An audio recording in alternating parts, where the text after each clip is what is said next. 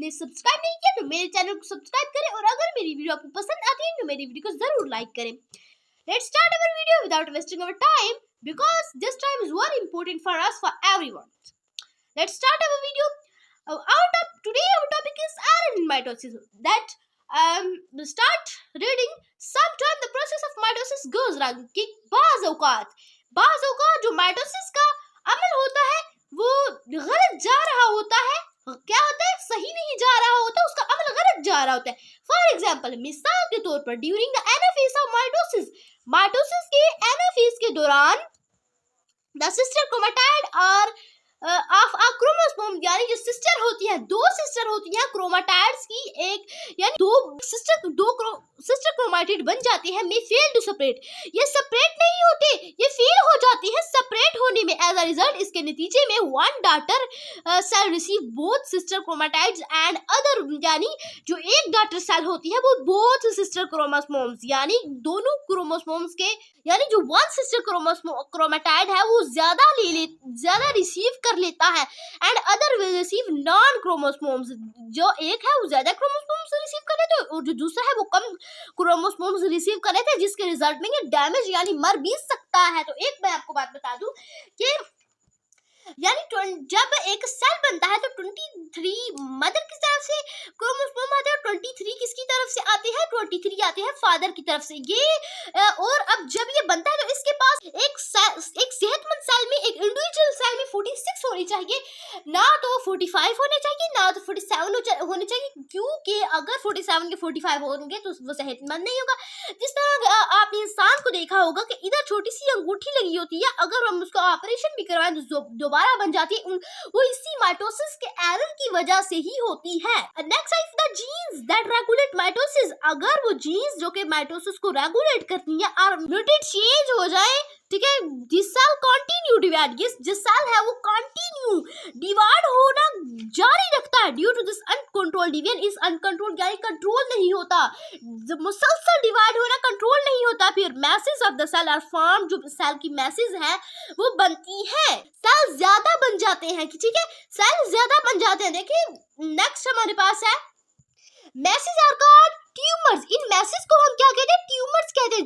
जिस जगह पर ज्यादा सेल्स बन जाते हैं उन्हें, देखिए ना कि सेल्स हमारे जिस्म में बराबर होने चाहिए, ना ही ज्यादा कम होने चाहिए, ना ही ज्यादा होने चाहिए, क्योंकि ज्यादा कम होने पर भी हमें ट्यूमर्स हो जाती है, कैंसर हो जाता है, और ज्यादा बढ़ने पर, ज्यादा उनकी तादाद बढ़ने पर भी हमें ट्यूमर्स हो सकते हैं, ठीक है।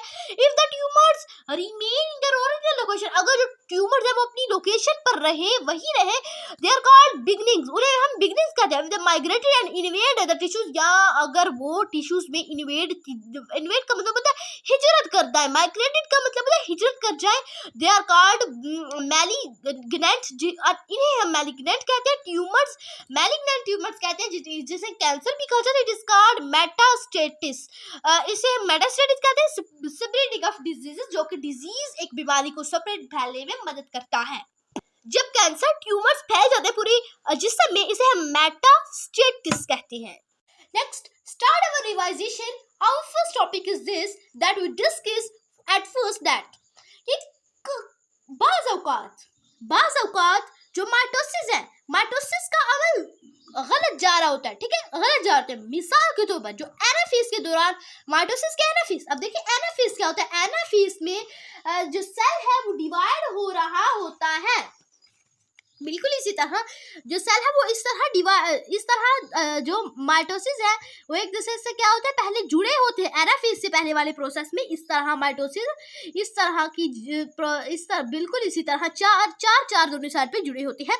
लेकिन बाद में क्या होता है, एरर जब आए ना, तो आपने समझ जाना कि ये क्या होता है, ये सेपरेट नहीं होते, जबकि जो एनाफेज है इसमें सेपरेट होते हैं लेकिन कुछ में नहीं होते। अगर एनाफेज में ये जो क्रोमोसोम है ये सेपरेट होगा तो समझ ले कि जो इंडिविजुअल्स है वो सेहतमंद है, अगर सेपरेट नहीं हुए तो समझ ले जो इंडिविजुअल्स है वो डिजीज वाला है, ठीक है। एक बात और, इसके नतीजे में एक सेल है, एक डॉटर सेल है, वो रिसीव ज्यादा कर लेती है क्रोमोसोम्स को, और जो दूसरी है वो नहीं रिसीव करती, कुछ भी नहीं रिसीव करती, जिसकी वजह से उसमें डिजीज होता है। और अगर जीन्स है फिर वो जीन्स बन जाती है, क्या बन जाती है? जीन्स क्रोमोसोम्स की तकसीम की वजह से, क्रोमोसोम्स की वजह से जीन में बीमारी आती है। क्यों आती है? क्रोमोसोम्स की क्योंकि 23 होते हैं वो माँ बाप की तरफ से आती है, 23 मदर की तरफ से आते हैं, 23 फादर की तरफ से आती है। अगर जो इंडिविजुअल्स है वो 64 ही रिसीव करे तो वो ठीक है, सेहतमंद है। लेकिन अगर उससे कम या ज्यादा करे तो फिर वो या तो डिजीज वाली है या उसके जीन्स में प्रॉब्लम मसला आ सकता है। और फिर वो जो जीन्स होती है, सेल डिवाइड होना शुरू होता है। सेल रुकते नहीं है डिवाइड होना, कोई भी चीज नहीं रोक सकती। सेल एक जगह क्या बन जाती है, सेल की मैसेज बन जाती है। सेल बहुत ज्यादा तादाद में बढ़ना शुरू हो जाते हैं, अनकंट्रोल्ड बढ़ना शुरू हो जाते हैं, जिसके नतीजे में एक ट्यूमर बनता है। अगर ट्यूमर अपनी ओरिजिनल लोकेशन पर रहे तो उसे हम कहते हैं बिगिनिंग्स। अगर वो माइग्रेट हिजरत कर जाए तो उसे हम कहते हैं मैलिग्नेंट के ट्यूमर कहते हैं। इस जब कैंसर बढ़ना शुरू हो जाए, ट्यूमर्स बढ़ना शुरू हो जाए, डिजीज बढ़ना शुरू हो जाए, उसे हम कहते हैं मेटास्टेटिस। हाँ, यानी अगर फिर जो कैंसर हुआ है, ठीक है, उसके जरिए से अब जब ये कैंसर हुआ तो देखिए जब ये हुआ है, जब इसका मुताला किया जाएगा, इसकी स्टडी की जाएगी तो देखा जाएगा कि क्या हुआ था। जो क्रोमोसोम्स थी वो क्या थी, उनमें गलतियां थी। या तो क्रोमोसोम्स कम थी आई थी या तो क्रोमोसोम्स ज्यादा आई थी। अगर 46 आई होती तो ये वो कैंसर ना होता, कैंसर का डिजीज ना होता। ये उसी वजह से होता है क्योंकि क्रोमोसोम्स रॉन्ग आई होती है, या तो कम आई होती है 46 से, या तो 46 से ज्यादा आई होती है, तो जिसकी वजह से ये काज बनता है। और फिर ये जीन्स में पैदा होता है, जिसकी वजह से सेल बढ़ते जाते हैं, ठीक है, सेल बढ़ते जाते हैं और फिर ट्यूमर्स बनते हैं और जीन्स में प्रॉब्लम आती है।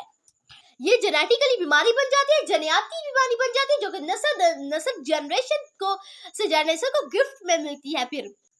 And then students, we complete our topic error in mitosis. I hope so students you understand this topic very clearly, and this topic clarification, and you understand very much things from this topic, and you learn much thing, very much thing from this topic. And students, if you are not till now you are not subscribed my channel, you need to subscribe my channel for this very much knowledge videos of 9th class biology.